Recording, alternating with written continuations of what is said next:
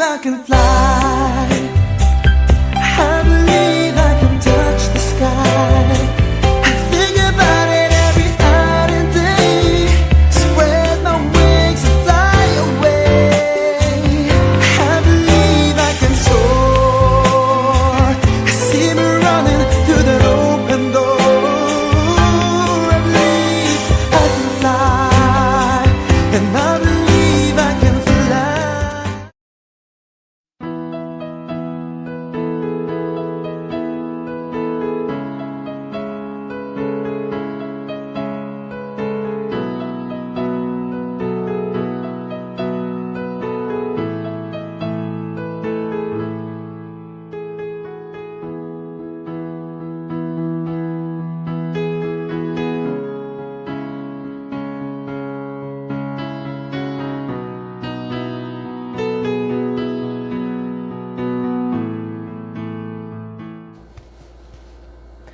Put on the full armor of God, that you may be able to stand against the wiles of the devil.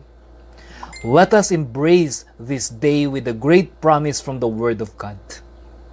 A brilliant and courageous time to all our vlog aficionados who are fervently waiting for the current vlogs to be posted. Our great gratitude for your loyalty to our continued advocacy of vlogging to create awareness and bits of education for the streaming community. This is the JERVIN Eagle Viewpoints with your content provider, Prospero Hintapanan Gonzaga Jr., known to my students as Sir Noy. In every war, there are always 3 tactical points that should be capitalized to have a theoretical chance of winning. These are, number 1, the knowledge on the science of the war. Number 2, the drill and training how to be in the war. And number 3, the ammunitions and weaponry for the war. If these 3 are met, there is a theoretical reason to believe on a possible fighting chance for victory. Fellow vlog fanatics, I am not talking about a military war, wherein you will see real soldiers with grade 7 combined colors of fatigue uniform, because they are never going to war without mental preparation, physical drills, and above all, substandard armory. I am talking about the present war that is being fought by our frontliners, our first liners, in the dreaded war against the novel coronavirus. Join me to tackle this vlog concern entitled Weaponless Heroes in the Real War. Can skills be enough in this struggle? Vlogmates, again, let us repeat the elements of a theoretical preparation in a war. Number 1, the science of the war. Number 2, the training for the war. And number 3, the weaponry for the war. Let us take this up one by one in relation to the fight against the COVID pandemic. First, science of the war.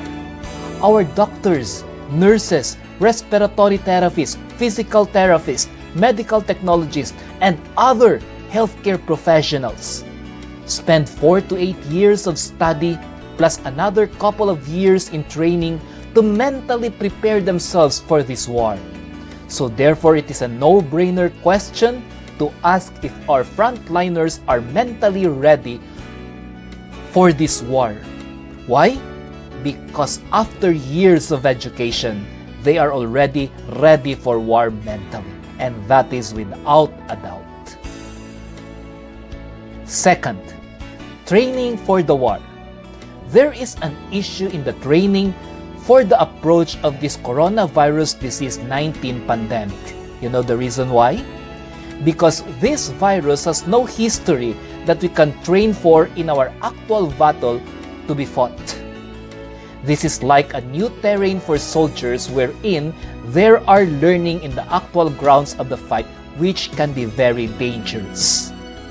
However, general knowledge in sterilization, disinfection, infection control procedures, and proven guidelines for contamination protocols can always help in the general approach to this pandemic.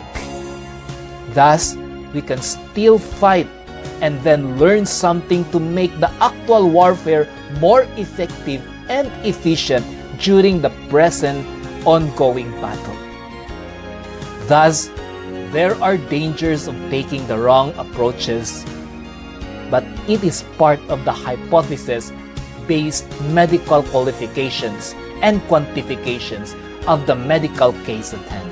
In short, it is part of our calling as medical trained personnel. Third, weaponry for the war.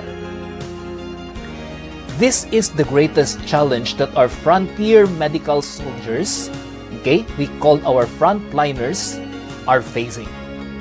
Very seldom can you see a hospital today that can complete a personal protective equipment or a PPE.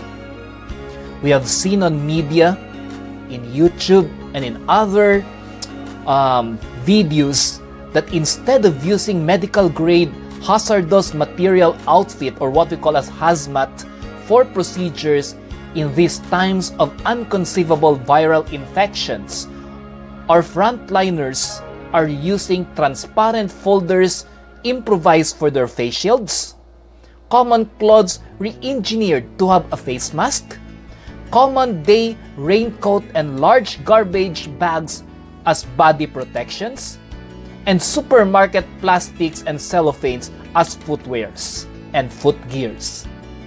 Ladies and gentlemen, esteemed vlogmates, this is far from the standards, very far, and the health community knows that. Thus, every day our frontliners go to war, they are not only worried on how to combat the virus through the care of another patient fronting them, they also worry about the substandard protective gears and instruments that they are wearing. Remember, fellow vloggers, bravery and knowledge is not enough to fight an unseen enemy. Bravery will never be enough to stop the virus. In fact, bravery not placed correctly in the right area or battlefield can cost the brave person his own health. On the other hand, knowledge can never work without the actual instruments that knowledge can be applied. Therefore, this is all a stalemate.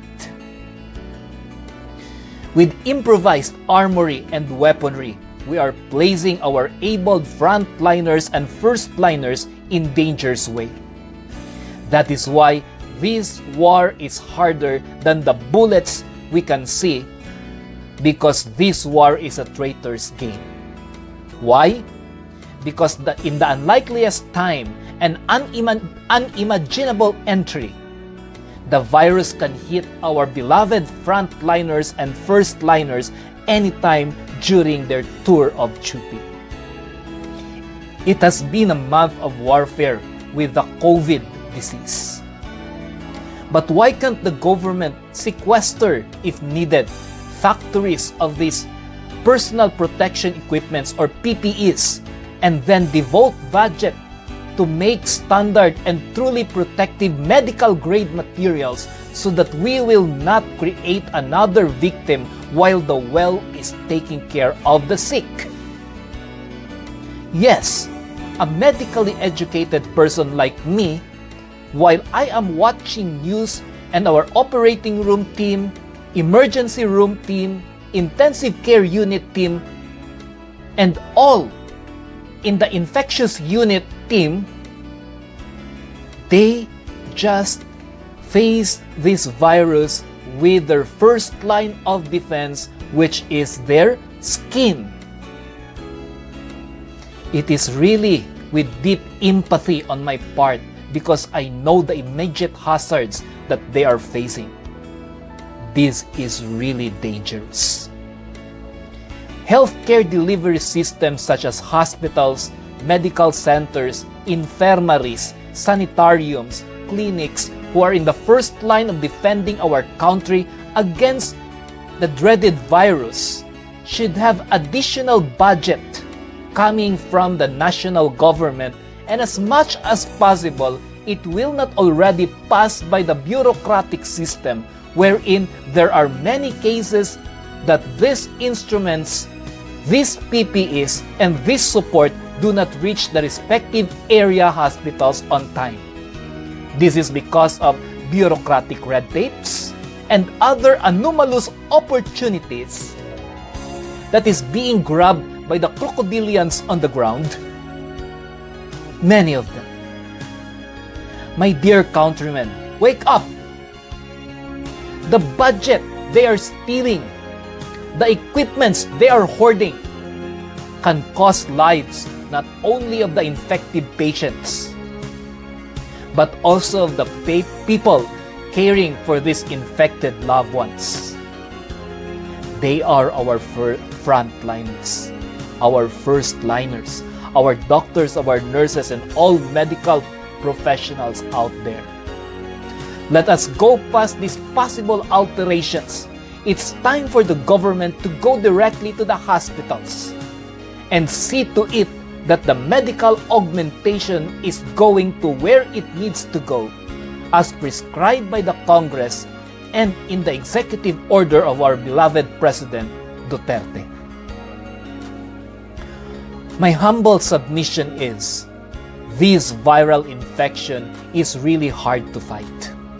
But if our fighters are armed with the correct instruments and weaponry, our frontliners and firstliners can do a better performance in standing the fort for all of us. Beloved vlog aficionados, beyond prayers, let us encourage people in position to honestly provide what is supposed to be provided to make our frontiers, frontliners, and firstliners safe. I am hoping that in the next few days, there will be no more frontliners who will go to war and will use their own skin to fight COVID-19. In the same manner that we don't want our soldiers to use their hands to stop the bullets of the enemies. This vlog is dedicated to our very courageous and at times substandardly protected frontliners and firstliners, especially in the medical field. Our nurses, our doctors, and other medical professionals. Our great salute and invisible hugs for you in your valiant stand for us. The JERVIN Eagle Viewpoint vlogging community supports the call for standardization of the frontliners' PPEs. Again, this representation, together with the JERVIN Eagle Viewpoint blogging community, supports the call for the government or to the government for standardization of the frontliners' PPEs. Please do not put this at your back. This is your content provider, who is also a proud nurse by profession. Rose Gonzaga Jr., known to my students as Sir Noy, standing for the immediate response for maximum protection of our frontliners. Let us stand for them because they're standing for us. And that's the way the eagle hooked the prey. God bless. Pray always. Stay at home. And give a smile and an invisible hug to our dear frontliners. Till our next vlog.